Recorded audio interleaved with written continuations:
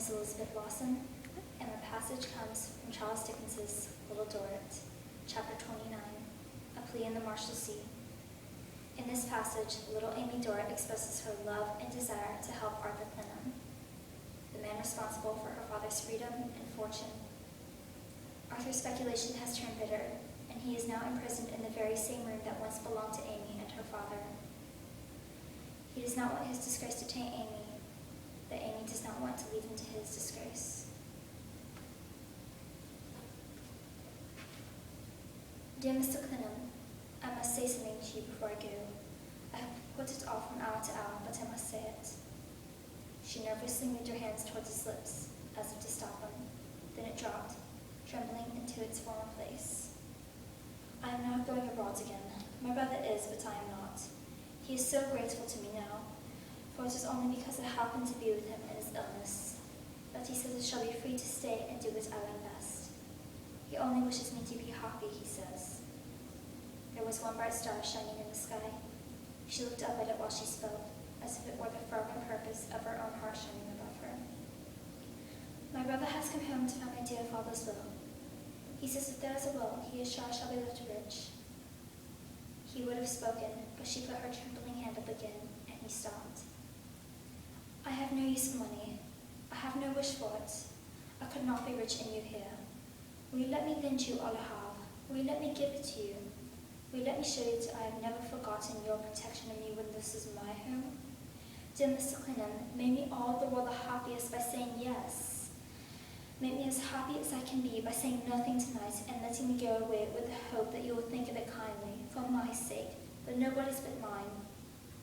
It will give me the greatest joy I can experience on earth, the joy of knowing that I have been serviceable to you, and that I have paid some of the little of the great debt of my affection and gratitude.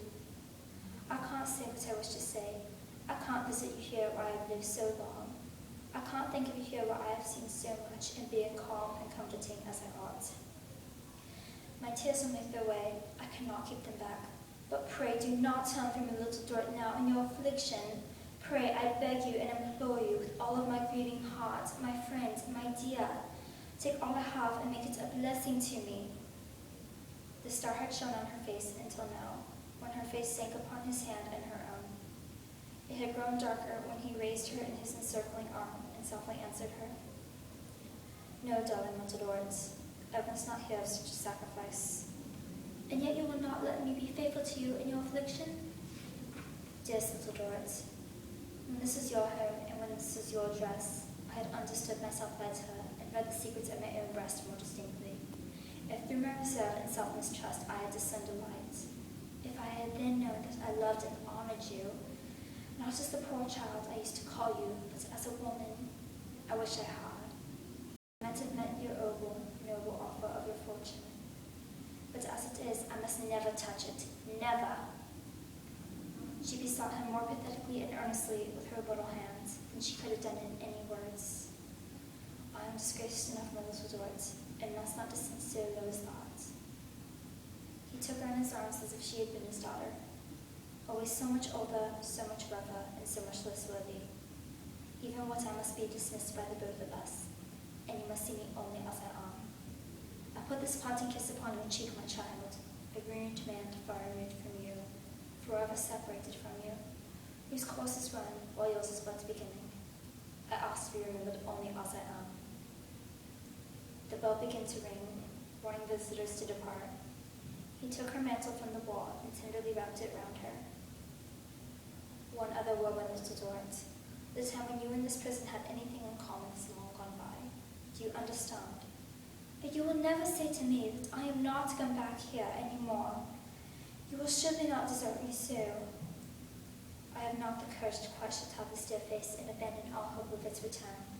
But do not come soon, do not come often. This is not a tainted place, and I will never taint if it clings to me. You belong to much brighter and better scenes.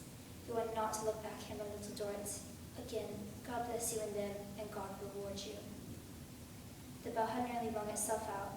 Again, tenderly wrapping her mantle about her, and taking her on his arm, Arthur led Little Dorrit downstairs. She was the last visitor to pass out of the lodge, and the gate jarred heavily and hopelessly upon